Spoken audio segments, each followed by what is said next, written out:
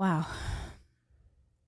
So now we are in the last part of the connection with him because it sounds like I feel like he's shadowing, moving towards the ocean and to the light.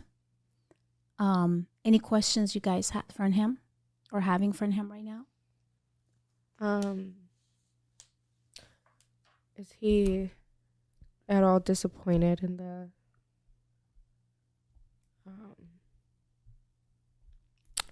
I guess decisions I made in the last month? Absolutely not, he said. I'm okay with that. He's okay with that. He's not disappointed at all. He loves you so much. He's still loving you. He loved you and he loves you. And he's your protector at this moment. He said, you're not allowed to be with me, but I am with you.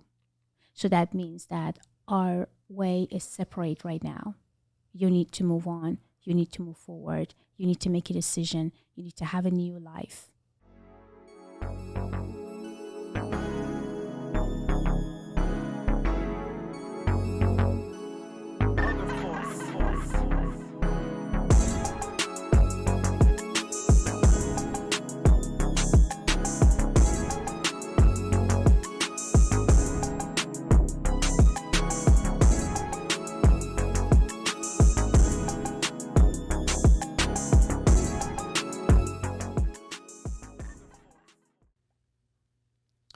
Good?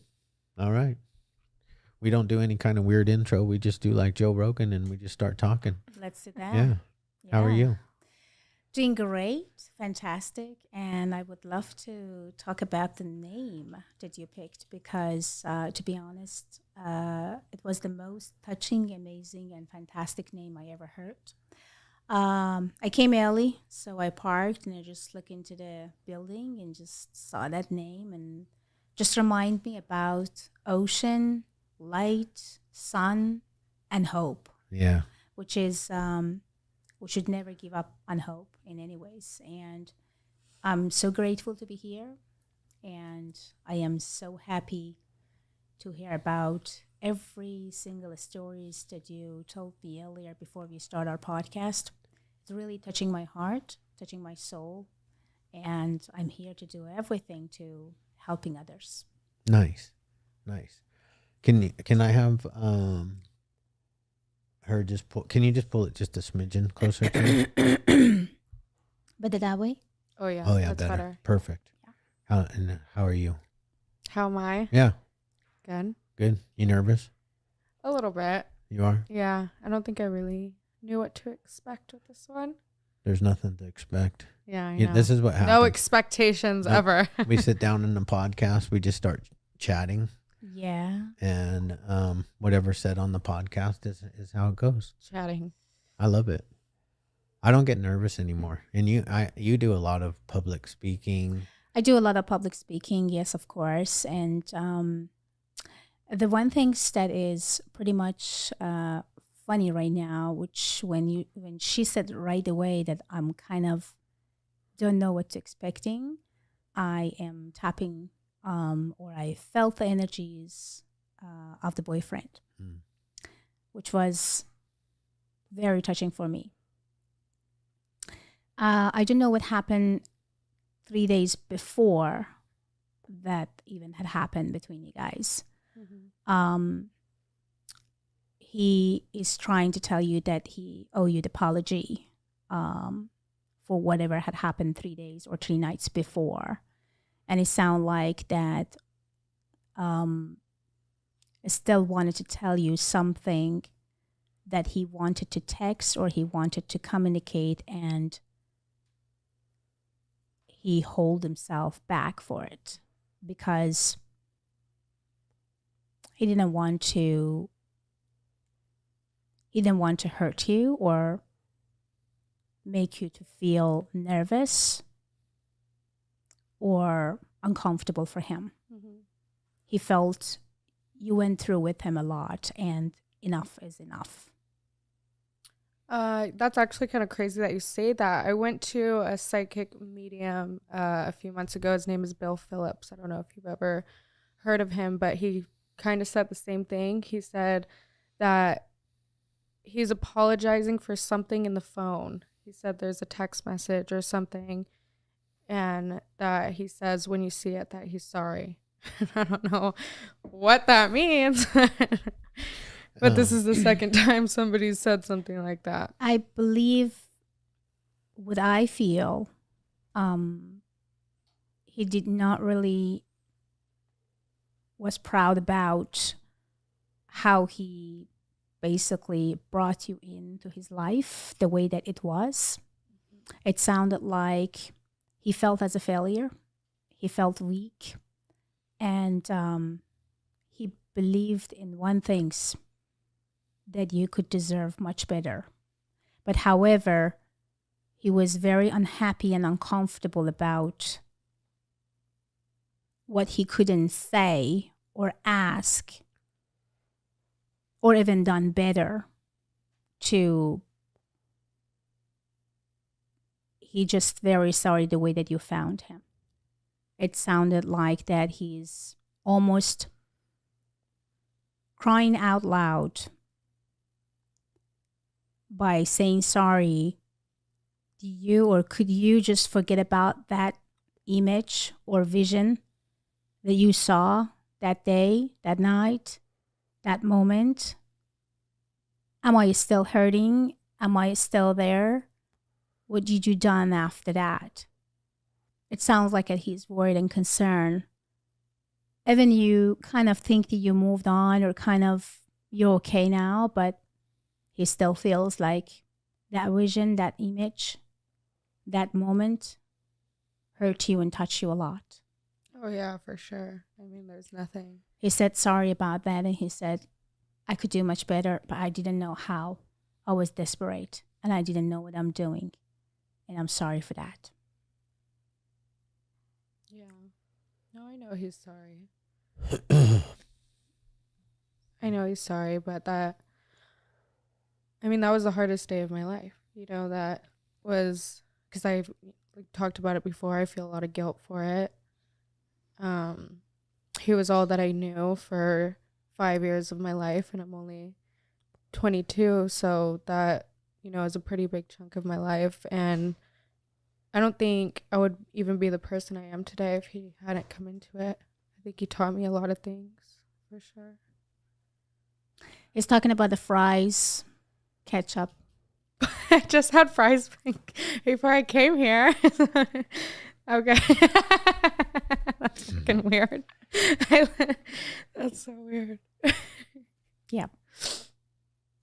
So that means that... Because I was sitting I went to the Harbor House where me and him would always go, and the place that I always sit at, he has his name carved into the wood right next to the seat. So I went and I sat right there before I came here and had fries.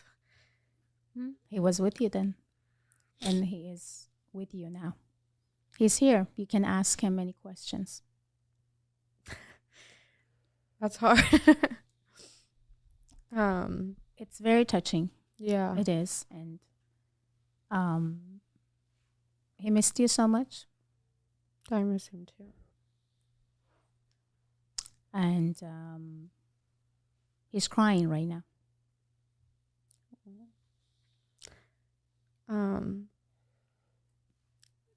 How does he feel about me moving? Does he have anything to say about that? He's proud of you. He wanted you to do that. When I went to the other medium, he had told me, and this was before I had even considered really moving, but he had told me, he was like, for some reason, Justin's showing me you going back and forth from Vegas to Orange County. He's like, I just literally see you driving through the desert, like back and forth, back and forth. And I was like, that's weird. And he's like, yeah, there's a move coming up, but I don't know when it's going to be. He's happy. He's happy for your move. He wanted you to move on. He wanted you to still talk to him when you have no one to talk to. He's also talking about candles and also the piece of bread. That's Tell me, what is that? Because he is going to tell more. It sounds like when you felt it, he's going to tell more. Well, I mean, I always like candles and like sage for him. I'm a pretty like spiritual person too, but I kept this piece of bread because it was something that I had from when he lived with me, and I just like, even though it's like old and gross, I didn't want to throw it away. Yeah, you love that crispy and piece of bread, which was pretty old, but you don't want it to give away. Do you still have it? Yeah, I do. I should probably throw it away. It's probably what stinks in my garage. Yeah, in some point. Yeah. How do you feel? Me?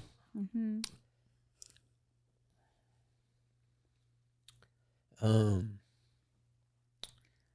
It's still pretty hard for me sometimes, because He missed you. like I know the type of pain that you go through, to even want to like do something like that, you know, whether it just be like taking drugs or whatever, because I've been there. He asked you, do you still like him or you don't? I do like him. Yeah.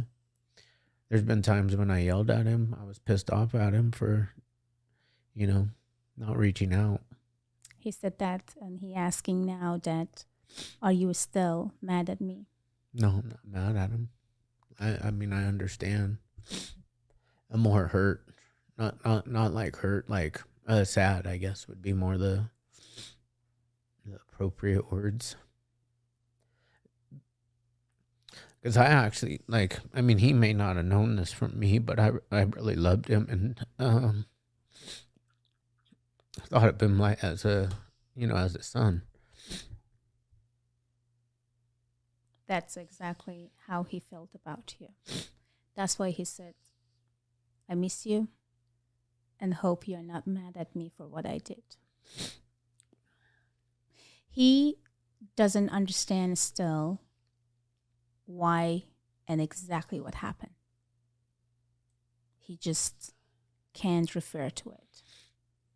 It's kind of, he never meant to do that. Right. Not that way. But unfortunately, it was time. What I can feel about him and showing me ocean, he is living in an oceanside view of the place. He's happy. He's talking about limes, trees, limes, and also jungles, places that you loved, the smell of the trench bean, and something that he is trying to tell you to get more of it because your body needed nutritions. Probably protein. No, I think I need all nutrition. Well, I believe. well, it sounds like he knows better than us. Yeah, no, that's If all you have to do is know what she eats on a daily basis. Well, it's time to consider. It sounds like he knows about your nutrition better than you. that's for sure. I wonder if he's confusing limes with lemons, though. Yeah. Because we dropped him off. We We dropped part of him off in Italy. Oh. Yeah, maybe. We went to Italy in May. Oh. There was tons of lemons everywhere. Yeah, literally Oh. on every corner. They're like, their whole designs are lemon. Limoncello. Yeah, and I put him in the ocean out there when we were on a boat. Wow. It's illegal. Mark that. I'm just kidding. Wow. Yeah. I have his ashes in here too. Well, yeah. I could feel you when I hug you. Yeah, I did. I felt you. He's in a happy place. He's good. He said sorry again, and my time was in, but I never wanted that you would find me that way. So I think he would never forgive himself for that. It was different if he was somewhere else and you just could just receive the text and call from somebody else and then telling you what's happening. I think that would never let him go and make him to feel calm and happy ever again for what he did. That's what he said to me now. He's talking about tattoo. He's showing me the tattoo right now. And it's a symbol. It's also the letter. It's also the number. Yeah, I have this tattoo of him, and then I have an angel. And I was going to get a 26 on my hand for, like, his number, because that was, like, his favorite number and also the age he was when he passed away. Wow. But he is faster than me. He's reading your mind faster. Well, he's happy for what you want to do. He's very proud of you.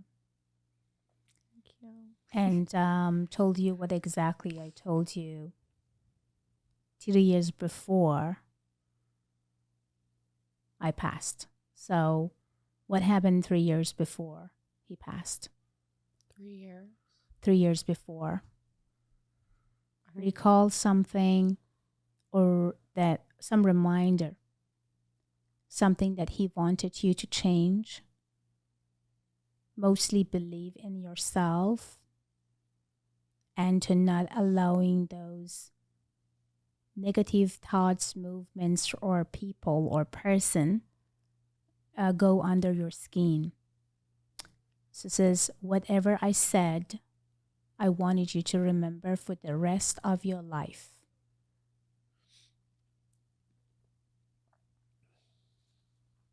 Yeah, I think I mean, he would always say, like, positive things. He would always say that he was my number one fan. You know, he would always say that he probably believed in me more than anybody on this earth, more than I even believed in myself.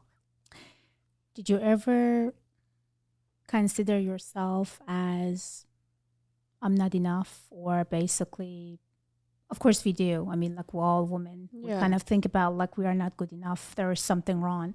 But is it anything that could happen to you maybe at the age of, let's say, 17, 18, mostly 18 and a half, that would kind of like really bothered and scared you and kind of hurt you by a person? Could be your friend, could be some of the people that you knew, because it sounds like that emotionally you got so much touched by that comment or some negativities or things that come to you or get under your skin at some point. So he tried to remind you that you would never ever allow, and also telling you that don't open yourself easily to people. You need to hold yourself back a bit. I think what he's worried and concerned is that you are very nice and gentle to everyone. That's why he's scared. Don't be gentle too much. Don't trust too much. Don't believe too much.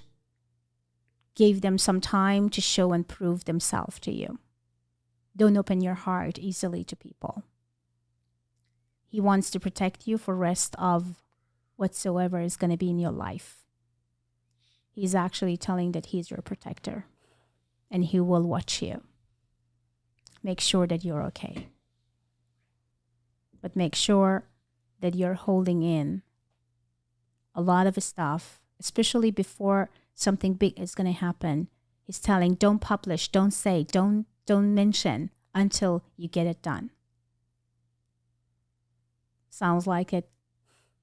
He's reminding you about outside energies that could destroy some of your plan.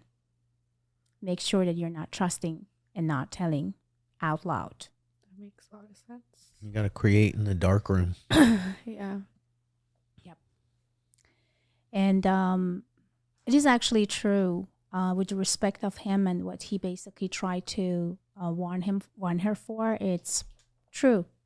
Outside energies can destroy the plan and the goals, and that's why everything has to be in absolutely a secret moment. One of the secret things, when we fall in love with someone, just do it in secret. When you make a lot of money, do it in secret. When you buying the house, do it in secret. When you move, do it in secret. When you buy the car, do it in secret. Everything has to be in secret until you sign the contract, until you're done with it. People, not necessarily kind of harmful or kind of like trying to kind of take away things from you, but I think most importantly, they kind of feel, why not me? Right. Why her? Right. Why him? And what I'm doing is the wrong things. I want all those things too, but why I'm not receiving? What's wrong with me? And that energies, without even connecting you or even telling you, will kind of like lock the door for you. Right. So that's why everything has to be in a hidden and the secret mind and secret place. Only people that you love so much and they are so connected and absolutely close to your heart should know, Right. not other people. No, I totally agree with that. I think people always try to prey on your downfall. Can you tell me something very good about, like something that you always going to remember or remind you about him? Remind me about him. Mhm. A lot of music Mhm. reminds me about him. Something so good about him, I think. I mean, there's like pretty much everything is good about him, but I think just the way that he never. Like a body language. Oh. Anything that like the body languages or anything. Because he asked me, just ask her. About body language. Does she remember?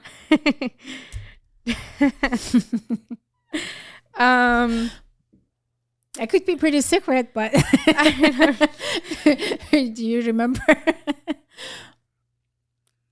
I mean, I just remember like when we would always like sit on the couch together, like either my legs would always be on him, or we would fight over like whose leg was gonna be like on top of each other. I don't know. I don't really know how to like describe body language, really. That's exactly what he meant. Oh, okay. You got it right. Okay. He just wanted to know that if you were still remembering him. Oh, no. And then remembering like all those little details and things that you guys had as a fun things together. No, I always remember. I have like boxes and boxes of stuff and pictures and things that we did together or things that he got me, you know. Wow. Picking up on your driving, what is going on with your driving? It's just like laughing at your driving or kind of trying to bully you about your driving. Well, when they first got together, I had a DUI and I didn't have a driver's license, and he was my driver. Okay. So he drove me around for what, like 6 months or so? 6 months. Like I literally paid him to be my full-time driver. And if he's laughing at anything, he's probably laughing because he ran into the palm trees in my very expensive Denali. Scratched the whole side of it. He's also a shitty driver too, though. Don't let him trick you. I'm a great driver. Terrible driver. Yeah. It's just I like to look at people while I'm driving. No, he has just like a short ass attention span when he's driving. Like, No, he actually look at the ocean and just like forget about it. I have to look at the front. Just like, oh, that's very beautiful. Fucking rams like, into the back. Thank God he has like a new car that has like technology that like probably beeps when somebody's in front of him. It sure does. Well, that's good. That's good. We needed that too. I have it too. Yeah. So, no, but just again, it's funny that just picking on you on the driving things and just like what did you would think about my driving or kind of laughing, and that's now makes sense why he actually wanted to point out the driving. Also, actually saying something about paint or like paint, could be the house paint, it could Spray be paint. spray paint, yeah. So is also mentioning about that too. So. And again, laughing at you for your creativity, which is actually laughing in a way that, when you just kind of like, bully in a good way, like your creativity sometimes. And he says like, are you still crazy with the technology or something? Or are you still into that? Or do you still have issues with that? Do you need help on that? It sounds like it, he never found someone like you as a role model. He never felt a connection with his own dad the way that actually he did with you. It sounded like that you became like a very best friend, like a strong best friend, at the same time a dad, and also the advocate, a person that can really change his life. And he said, you changed my life. You did. You did a great job. And I am so grateful for that. And he still feels like part of him never left, because that part will always protect you as your son. Even, oh gosh, I'm touched too. Even if I am not around, but I am around your shoulder and I have your back. You're my leader.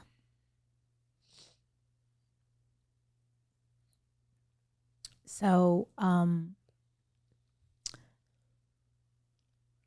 he can't say thank enough for what you did, which his own family or father or people actually who knew would never do that and never done. He want to hug you right now. Try to close your eyes and feel him. He's very close to you right now.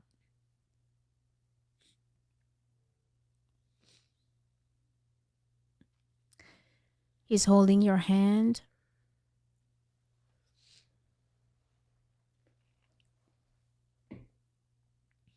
He's getting connect with you right now very strongly and holding you. It sounds like a tapping into your shoulder. You're not alone. You're not alone. You're not alone. I'm here with you. You're not alone. I'm here with you. I am always going to be with you.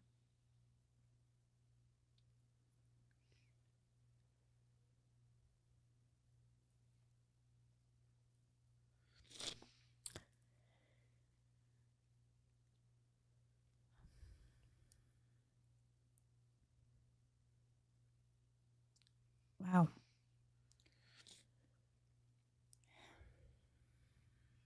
Did you feel him? Yeah. He's with you.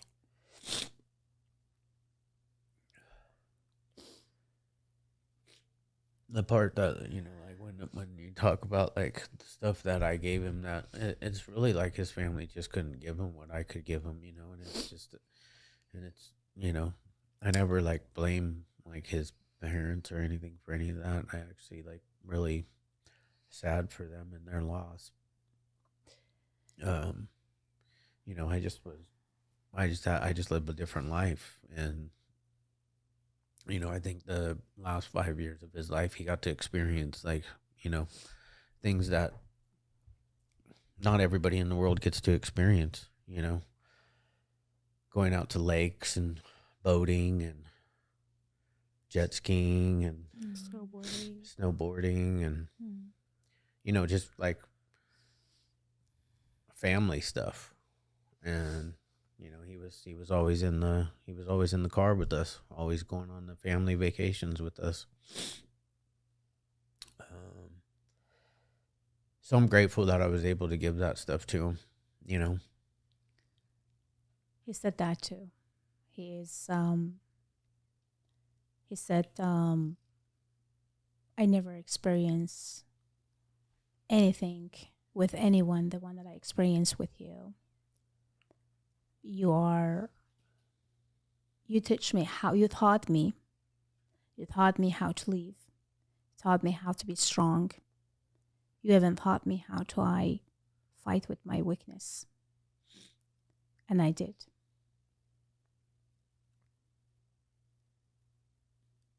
He said sorry again, not one time, but it sounded like he's just so sorry. He's really sorry. That's what I always get from every medium I ever talk to. He's like, that he's repeating over and over and over again, I'm sorry, I'm sorry, I'm sorry. He is, he wanted you to heal. I think I have. I mean, like my dad has told me, I told him when it first happened, I said, I don't think I'll ever heal from this. And he said, people don't ever fully heal from things like this. It leaves a scar. But it depends what you choose to do with that scar. You can either honor it or you can let it tear you apart. And I think for a little bit I did let it tear me apart a little bit. But I think I'm in a lot of a better place now. You wrap yourself very fast. Yes, you did. Yeah. I at the beginning of the year I created a vision board of all the things that I wanted to accomplish this year, and I accomplished almost every single thing on that vision board, and I don't think I would have been able to do it if it wasn't for him. He loves your mood, attitude, character, personalities, and he said, please keep it. Don't change it for anyone. Only for yourself. He's very proud. Very proud of you. But it's so funny. I mean, I have been in contact with a lot of, people who died in the past and even found them when they went missing and murdered and everything. But I never had this amazing voice. His voice is very nice, and he's singing, actually. Aww. He's singing the song, and I think that song is all about I'm sorry, I love you, please forgive me. And he said repeatedly. He still wanted you to heal. You still need it. Yeah, no, I know.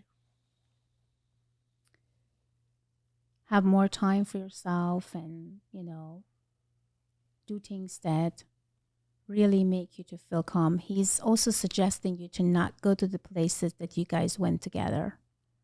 He doesn't want you to do that. He's just said, stop doing this to yourself. I'm not going to come back. Even if you go to those places. I can't. I would love to, but I can't. Please don't do that to yourself. So from now on, I don't want you to go to those places that you guys had memory, because it's bothering, it's hurting him. It's not good for him. It's not good for his soul. Because every time you go there and you're crying, you feel that maybe you empty yourself, but he's not going to feel good. Because he feels every single tears that come from your eyes is really bothersome for him. Because he caused this. And you are the only person in this planet that he wanted to hurt or harm in any ways. So if you want to make him happy, don't go to those places ever again. Change your places. Change circumstances. Moving is good for you. That's why he agreed with that. You need to start a new life. And he said, start a new life without me, but I am with you. So the point for him is that stop hurting yourself too much by thinking nothing is your fault or anyone's fault. I don't know even what happened. It just happened. That's what he said. All I want, move forward with your life.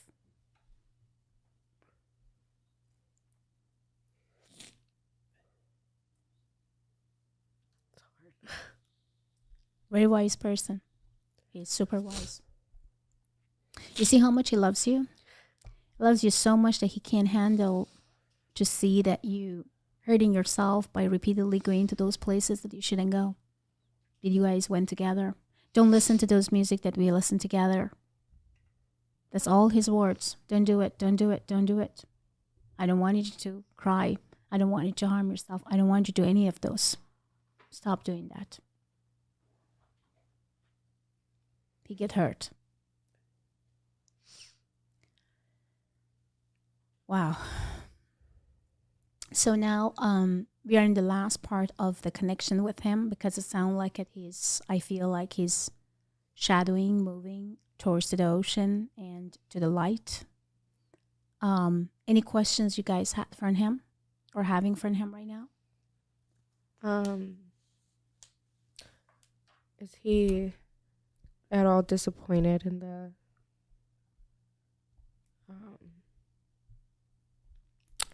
I guess decisions I made in the last month? Absolutely not, he said. I'm okay with that. He's okay with that. He's not disappointed at all. He loves you so much. He's still loving you. He loved you and he loves you.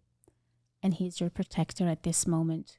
He said, you're not allowed to be with me, but I am with you. So that means that our way is separate right now.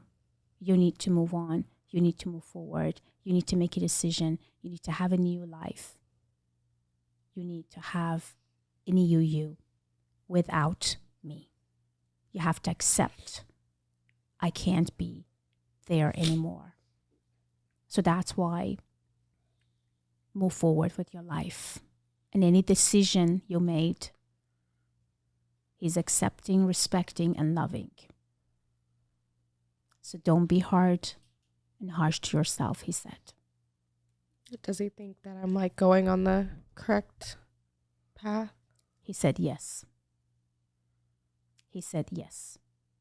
2 times. Even mentioning now pretty odd but very clear. I support you with that decision. I love that one. Go for it. He's gone now. He's gone now. Thank you. It was very powerful. And again, I never saw that someone say sorry more than a million times. Maybe I said 3 or 4 times to you, but his sorriness and kind of forgive me, please forgive me, and I love you was like almost more than 10,000 times, much more than you could imagine. He's upset, he's sad, he's sorry. He's disappointed of himself. He is disappointed, mostly that disappointed you, as you have been like a role model, like a teacher, like a guru, like a advocate, anything. And I'm so sorry that I disappointed you. He mentioned this more than 10 times. He wanted you to forgive him. And knowing that if it wasn't because of you, he would be dead 5 years ago or 4 years ago. Right. Pretty much true. Yeah. So you changed his life. You brought light and sun to his life. And he wanted you to know that you are the only person that he always going to remind as a father. So he never accept his own father. And even until now that he's gone, he did not accept it and not ever going to. So you are the only father that he has forever. That's why he touched you. That's why he hugged you. That's why he wanted to tell you that I am with you around your shoulder. If you got tired, just look at your shoulder. I'm going to be there and help you. Nice. So you're doing good, honey. I am trying to. Doing good. But hopefully you did something with that piece of the bread, though. It's not in the garage. I think you have to check after this. But, it is very good. I mean, he was pretty detailed. And I love how he wanted to connect with both of you. Normally, when they connected, they allow to connect with only one person at a time. But he was allowed to connect with both of you, which means to me that he's in a good place. So he can. Nice. So continue with your candle. And fun things that actually he said was about, like, when the bread came and you always actually go to the can of the bread and not like in the middle of the bread. You always love this crispy one. Yes. And to let the bread kind of like be in the middle, but only the crispy. Nobody wants the butt bread. So yeah, no, it's so funny. And then like the fries, it was funny too that reminded about the fries, that you got the fries in the car. It's crazy. But please don't go to those places that you guys went, okay? I know it's hard. I mean, sometimes it's like a meditation. You want to go to the places. It's kind of like a memory or something. But I don't know. He doesn't want to. It was weird. I went to one of those places on his birthday. I went to this beach in Huntington Beach that we used to always go to together. It's not really like a beach, but you can just like see the water and like park right in front. We would always go there and we would get pizza and wings, and he would always get like a 40 ounce of beer. And so I went there and got the pizza and wings, and I'm like sitting there, and some homeless guy is like playing his guitar. No, but he comes out, he's like literally faces his stool right in front of my face and starts playing his guitar. But he starts singing a song about losing his loved one. And I thought it was the most weird thing, because it's like, why is this homeless man even singing to me? But second off, he's singing about a song about how he lost his wife. And it was I just thought it was odd, because obviously it's his birthday and I'm sitting at the spot where we would always go. When was that? It was on his birthday, June 26th. It probably after that night, you went through a lot of emotional battles. And I think that's maybe why the message today was that I don't want you to continue, because I think every time something about him kicking in, you kind of, it sounds like your brain recalling into that crazy night, crazy time, things that happened, the way that you found him, how you found him, what happened, and even 3 days before, 4 days before, even actually a couple of hours before, even the night before. So it sounded like that he just wanted to kind of like shadow that memory, It's just like put it in the dark and not really recover that memory all the time by just going to those places. And he was it sounds like he gave you order. It's not about like them friendly asking you to not go to those places. It's kind of like I'm ordering you. It's like demanding you, demanding you. So just listen. Demanding. Yeah, he's demanding. I can hear his demanding voice. Yes, demanding. Yeah. He has a nice voice, actually. His demanding voice doesn't scare me. Yeah. Oh, I'm sure it doesn't, Dad. Scared me. Yeah. No, he's demanding. I just put him in a chokehold. Yeah, I know. I'm sure. I did once. Sure. Twice. I'm Once. sure. Oh, it was one. Just one time. No, but there's some. This is important. I mean, when people from above gave us a messages about like how we have to react and act in our current life, especially when they are so connected and so in tune and in connect with you, both in the emotion and other way. What so important things is just like make sure that you never ever just do things that you want to do. Just listen to them. because when they get disappointed again, they can't kind of like follow and protecting and doing this stuff, and it's just hurting them, it's just harming them in some point. He wanted to be happy all the time when you are laughing, smiling, giggling, giggle more, just have fun, go and just like, explore more, have fun, enjoy, go dance, like do fun things. He want to see that. When you just going through a dark moment, as a empty, as a lonely, as a I don't know what to do now, I feel lonely, I want him back, or crying, going all over the place, he can't handle it because he was the one that caused this issue.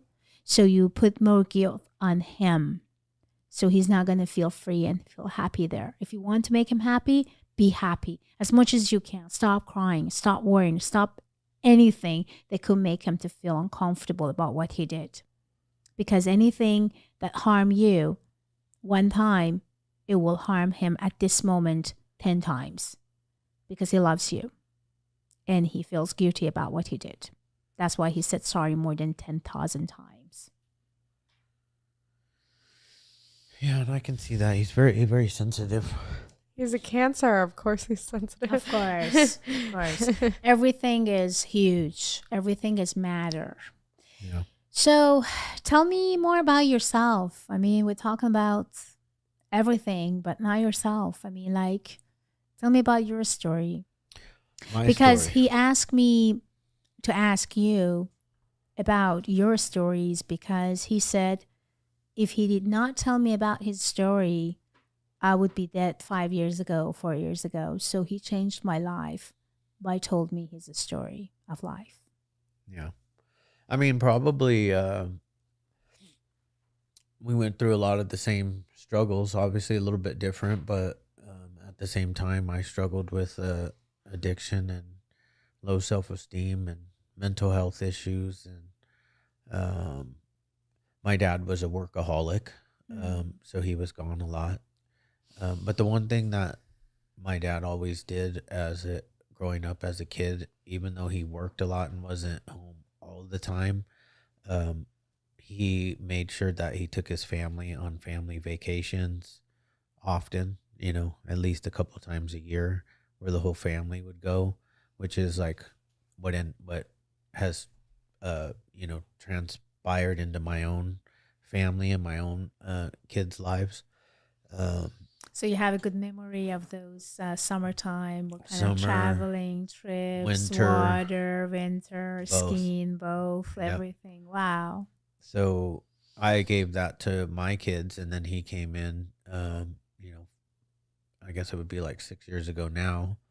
I didn't like him at first because, of course, I'm not going to like anybody that is trying to date my 16-year-old daughter. 15-year-old daughter. I wasn't happy about it. How old was him at that time? I don't know. They were just of the legal age, both of them. He was right on the cusp of being too old, and she was.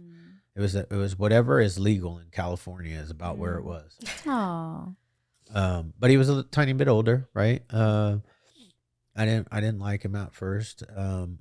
But I started liking him when he started driving me around, and that's when he and I were probably we spent a lot of alone time together. You guys get to know each other, and you became like a father to him. I feel like I taught him to be responsible, to be on time. He was never late picking me up. If anything, he was early. And it's probably when I talked to him about just my life and my struggles. I was going through struggles when he was driving me. Obviously, I didn't have a driver's license. I was in a rehab center for a year because of stuff that I had done, a relapse that I had. I think did he start driving for me after? I think I got him sober. Yeah. Yeah, he went to your sober living first. I got him sober, and he stayed sober for quite a long time, and then he started drinking. But we hung out a lot for quite a while, and one of the things. So my story though is I come from a good family. I had some childhood trauma that messed with my head, and I chose to stick substances in my body to kill that pain because I didn't know how to walk through pain. And that's where I think I connect with him, like on a real deep level, even like on the spiritual realm level. And I think probably he can see that now because he can understand the pain that I have inside of me. And I kind of feel like that's why he's so sorry, not just towards me, but towards her, because like I don't care how much pain I'm in anymore. There's no way that I'm gonna put that shit in my body to because what I've learned as a older, wiser person, that it's so much easier to walk through pain than it is to mask pain. Because then when we mask pain and we use a substance, we cause tenfold pain to the people that love us. And then if you're a sensitive person like I am and like he is, it really hurts us more than it even hurts them. So that tenfold becomes 100-fold pain to us. So if you can just learn to like walk through that pain and just, it's easier. Like his death is painful for me. It's painful for her. It's painful for me. And I think too, because like he knows it's painful for her, really extremely painful. But then there's the pain that I have just from him, but the pain that I have of being a father, because when you're a parent, and I'm her mom and her dad. Her and I have been together since she was 36 days old. It's just been me and her. So her mom hasn't really been in her life ever. She doesn't know her mom. I think she just met her for the first time a year ago. No, 6 months ago. Yeah. Right? Yeah, like 6 months ago. It was weird. How was your feelings? I really didn't do it for her. I did it for my brother because she has a son that I had never met, which is my brother. He's 15 years old, and I didn't want any more time going by without, getting to know him or just meeting him, seeing the similarities and stuff. But I've always just had my dad. That was fine with me because I love my dad more than anything. Like, my dad has always been my best friend, and, he has a lot going on now, so we don't, hang out like we used to. But, we were really close. We would always do everything together. He was always at my sports games. He was always, when he was sober, he was literally the best dad that anybody could ask for.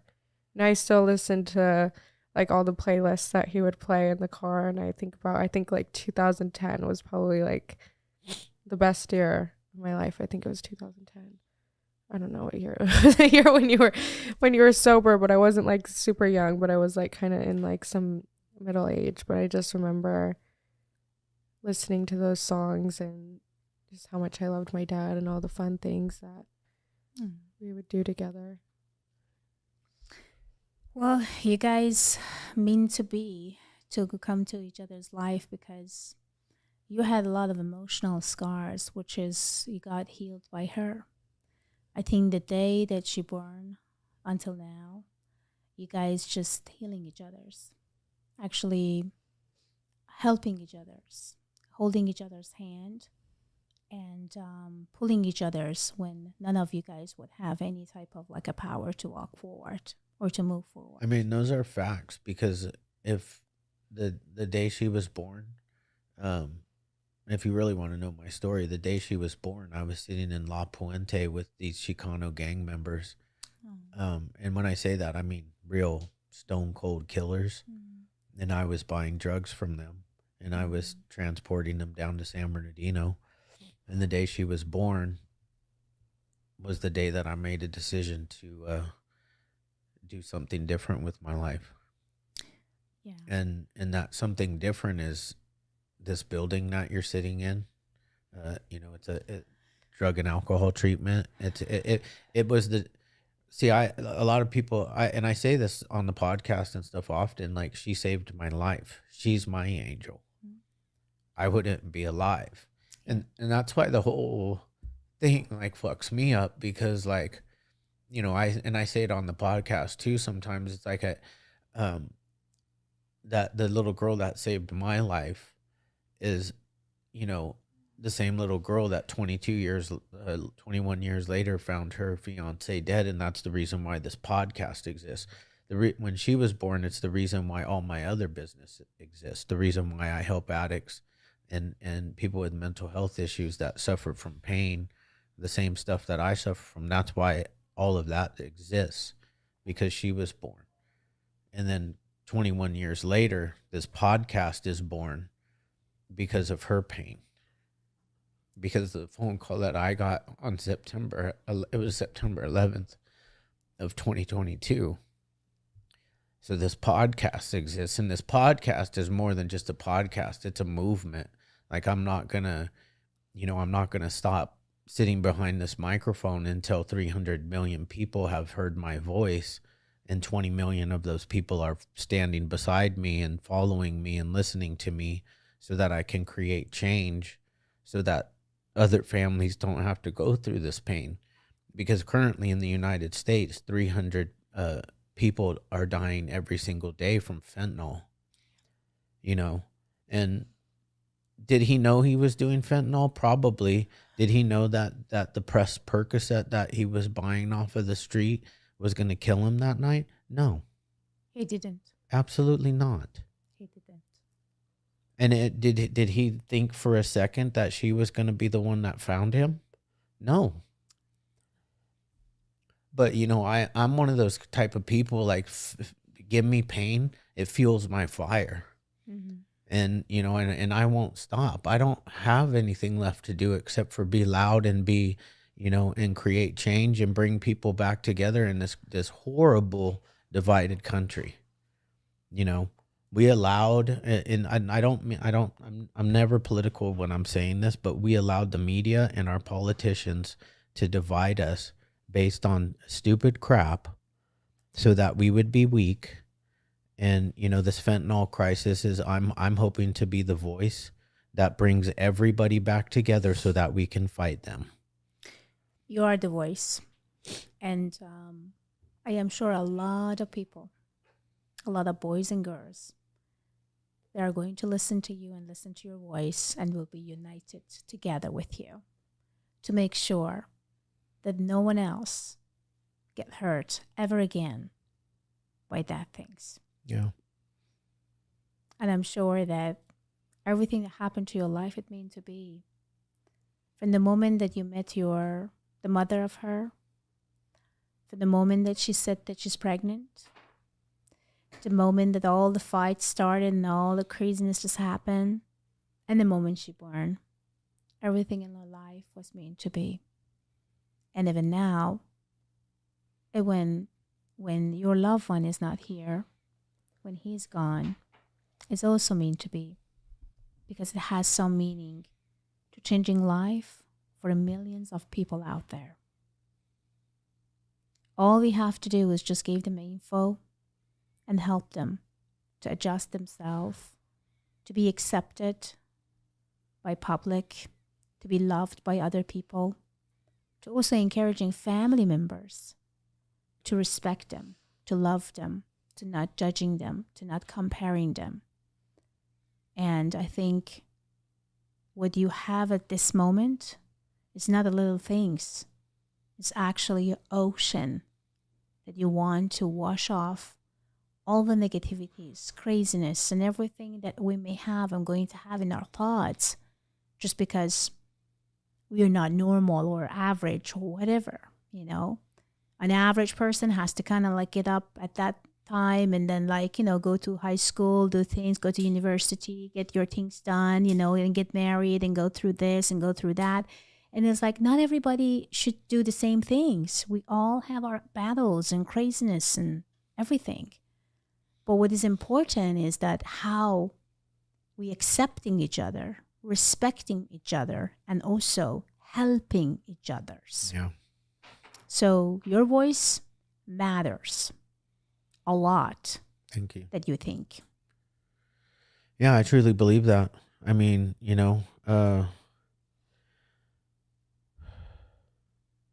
this tragedy or mess has become our message. You know, this test that we are going through is becoming our testimony. Mm-hmm. You know, It's true. and it's like we were blessed. I mean, if this happened 10 years ago, we didn't have these platforms. Correct. We didn't have a platform that I could come on and build myself. Wow. You know, and have, you know, somebody like you on my platform that already has an amazing platform. Thank you. Well, for me was, I don't know what to say, but I'm so grateful and I'm so thankful to be part of this platform, or actually come today or be part of this platform, communicating with your love and connecting with him, bringing you good, nice, beautiful messages from him to you.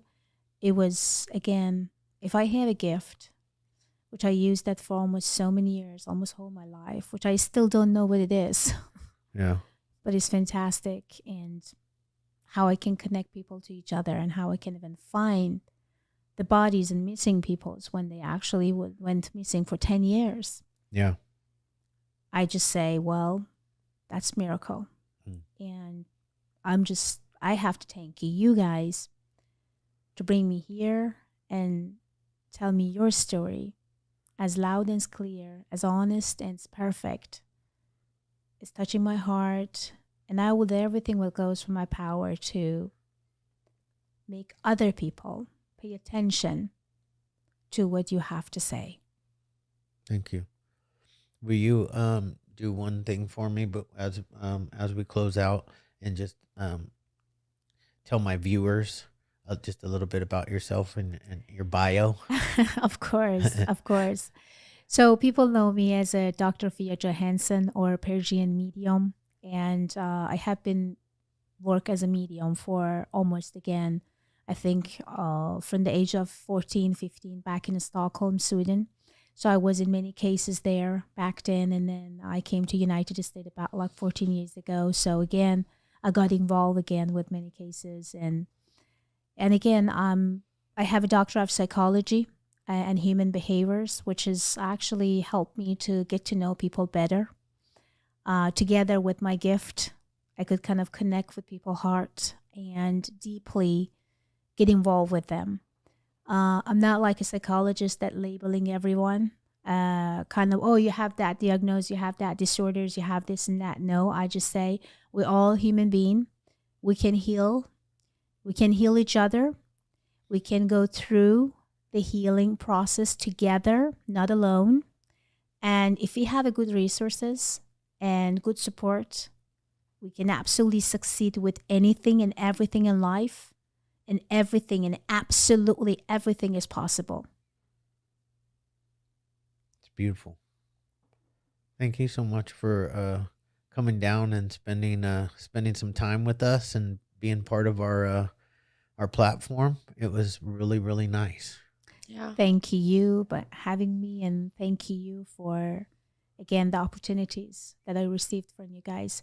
I feel a lot of people, your viewer, my followers, people who basically reading in all my stories tonight, they are going to really feel and sense that we would love to hear where is that podcast, how we can find them, where should we go. So anything that you have to say to my followers, which is there are over 9 million, so Yeah. they're everywhere, all over the place. Yeah. So anything or anywhere that they can easily find you and find this podcast, because I do believe they are very curious and serious about what you did, your stories, anything they can read about you and then touch their life. Okay. That would be fantastic. Yeah, we have we have three main platforms for the Hopeaholics podcast. So we're on Instagram, and that's at the Hopeaholics.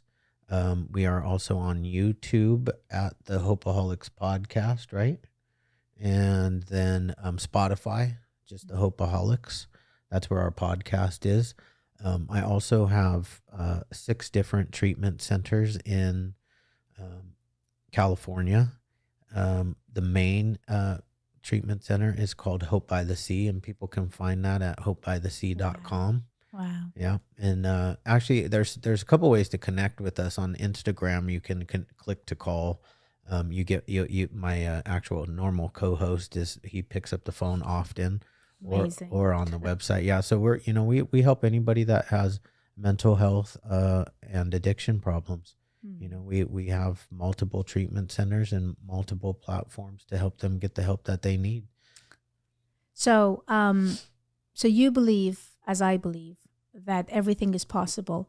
So, if anyone that hear us and basically they may struggles with that drugs and the shoes and everything that had in the past of couple of years, we both believe that it's possible to cure. It's possible to kind of be yourself. It's possible to change yourself. How long does it take for them to see the result and what they had exactly to do in order to see the best result when they really start to heal or somehow sober or do something to get rid of everything that kind of bothered them at this moment?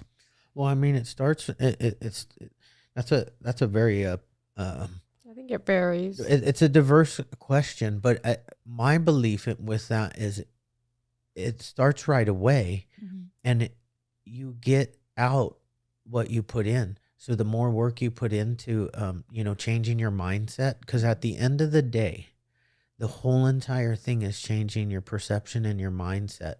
Even the way we all have pain, but once we start to change the way we look at pain and trauma,